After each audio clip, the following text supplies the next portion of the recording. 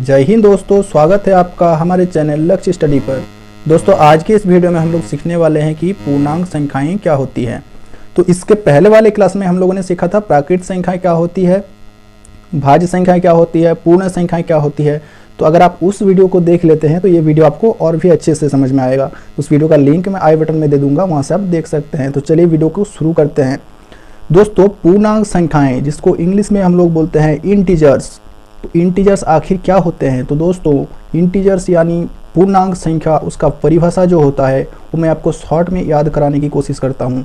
देखिए दोस्तों, शून्य प्लस में प्राकृत संख्या और प्लस में ऋणात्मक संख्या, ऋणात्मक मतलब होता है नेगेटिव, मतलब माइनस वाला जितना भी संख्या है और प्राकृत संख्या प्लस वाला जितना है और शून्य, इन सबको मिला के अगर हम लोग एक ग्रुप बना देते हैं, एक समुच्चय बना देते हैं, एक सेट बना देते हैं, यानी सबको एक जगह पे हम इकट्ठा करके लिख देते हैं, तब हम उसको बोलते हैं पूर्णांक संख्याएं। तो चलिए हम शून्य, प्राकृत संख्या और ऋणात्मक संख्या को एक जगह इकट्ठा करके ग्रुप बना के लिखते हैं। तो दोस्तों हम लोग बीच में हमेशा शून्य को रखते हैं और उसके दाएं तरफ में प्राकृत संख्या धनात्मक संख्याओं को लिखते हैं, मतलब 1, 2, 3, 4, 5, 6 और इस तरह से ये आगे बढ़ता जाता है।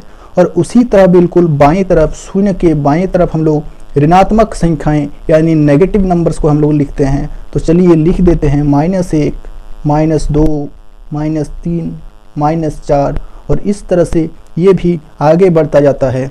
तो ये जो आप एक सीरीज देख रहे हैं, ये जो आप समुच्चय देख रहे हैं, ये जो ग्रुप है, इसी ग्रुप को हम लोग बोलते हैं पूर्णांक संख्याएं। यानी यहाँ पे दोस्तों देखिए मैंने शून्य को ले लिया है और उसके दाएं तरफ में हम लोग ले लिए हैं जितने भी पॉजिटिव नंबर्स हैं, यानी कि धनात्मक प्राकृत संख्याएं हैं, उनको मैंने दाएं तरफ लिख ली है। और दोस्तों आपको ये पता होगा कि प्राकृत संख्याएं 1 से शुरू होती है और ये मैंने पिछले क्लास में बता दिया है।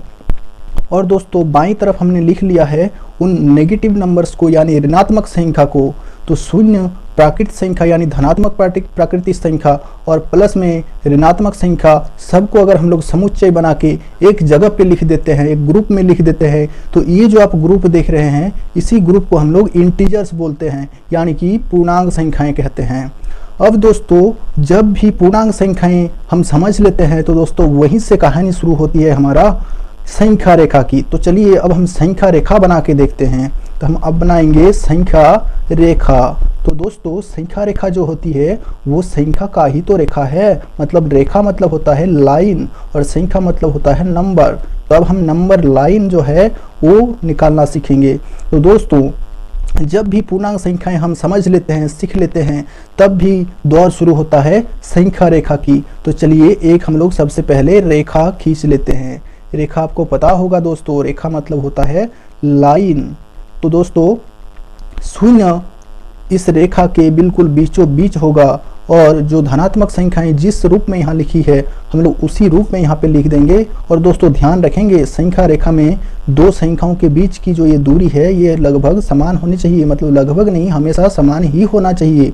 तो जैसे 0, 1, उसके बाद हम अंदाजे में ये दूरी समान ले लेते हैं, 2, 3, 4, 5, 6, 7 और इस तरह से दोस्तों ये भी आगे बढ़ता जाता है। और दोस्तों ऋणात्मक संख्याओं को हम शून्य के बाएं तरफ में बिल्कुल समान दूरी में लिख देते हैं सबको। दोस्तों ये आप देख सकते हैं कि संख्या रेखा किस प्रकार से तैयार हो रही है। ये बन गया हमारा दोस्तों नंबर लाइन यानी कि संख्या रेखा। तो आपसे पूछेगा संख्या रेखा क्या है, तो आप बताएंगे कि एक लाइन पर जब हम शून्य, प्राकृत संख्या और ऋणात्मक संख्या को एक ग्रुप बना के, एक समुच्चय बना के, एक सेट बना के लिख देते हैं, तब हम लोग उसको बोलते हैं संख्या रेखा। तो चलिए दोस्तों अब हम लोग सीखते हैं कि संख्या रेखा का क्या क्या गुणधर्म है, उसके क्या क्या प्रॉपर्टीज हैं। तो देखिए दोस्तों हम यहाँ पे लिखते हैं गुणधर्म।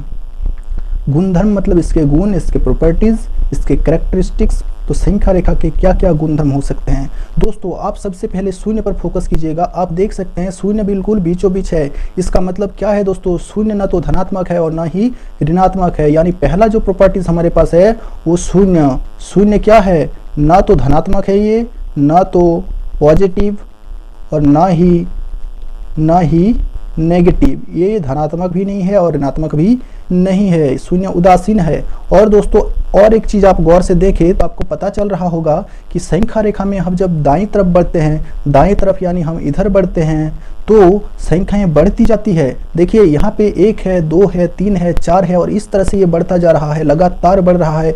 और जैसे ही हम बाएं तरफ बढ़ते हैं, शून्य के बाएं तरफ दोस्तों, जैसे ही शून्य के बाएं तरफ बढ़ते हैं तो इधर से घटता जाता है।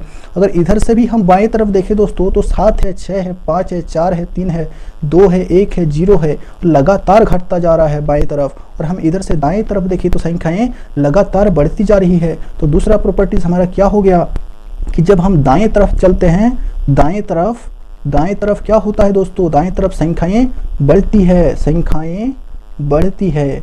और दोस्तों जब हम बाएं तरफ चलते हैं, बाएं तरफ, तब संख्याएं घटती जाती है। बाएं तरफ क्या होता है दोस्तों, संख्याएं घटती जाती है। तो ये हमारा 3 प्रॉपर्टीज तैयार हो गया दोस्तों। बाएं तरफ घटती जाती है, दाएं तरफ बढ़ती है, और दोस्तों शून्य ना तो धनात्मक होता है और ना ही ऋणात्मक होता है। आगे चलते हैं दोस्तों और सीखते हैं इसका नेक्स्ट प्रॉपर्टीज, जो नेक्स्ट गुणधर्म है वो क्या है। तो चलिए देखते हैं चौथा गुण इसका क्या है दोस्तों। इसी से दूसरा और तीसरा गुणधर्म से ही हम एक और गुणधर्म बना लेंगे दोस्तों।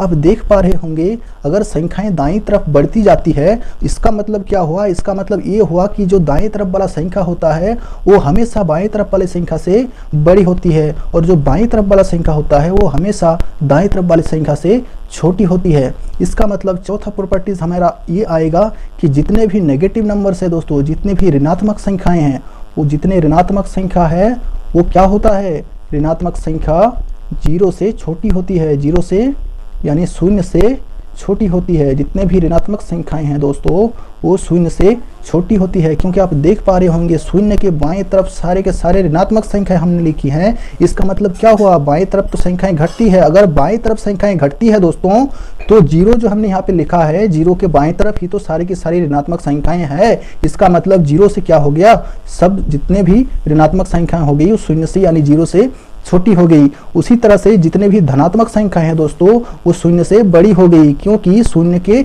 दाएं तरफ सारी के सारी धनात्मक संख्याएं हैं। और बात एक ध्यान रखेंगे दोस्तों, जो ऋणात्मक संख्याएं होती है वो जितने नंबर्स में बड़ी होगी वो उतना ही छोटा होगा। जैसे दोस्तों -6 है, -6 जो होगा वो -5 से हमेशा छोटा होगा, क्योंकि दोस्तों -6 जो है वो -5 के बाएं तरफ है। तो बाएं तरफ वाली संख्याएं छोटी होती है और दाएं तरफ वाली संख्याएं बड़ी होती है। इसी तरह से -1 जो हो गया दोस्तों -6 से बड़ा हो गया, क्योंकि -1 के बाएं तरफ है -6 और हम लोग जानते हैं बाएं तरफ संख्याएं घटती है। तो उम्मीद है दोस्तों इस वीडियो से आपको पूर्णांक के बारे में सारा कन्फ्यूजन क्लियर हो गया होगा और संख्या रेखा आप समझ चुके होंगे। अगर दोस्तों वीडियो को जरा सा भी पसंद आता है आपको तो वीडियो को लाइक कीजिए, शेयर कीजिए और चैनल को सब्सक्राइब कर लीजिए दोस्तों। Thank you so much.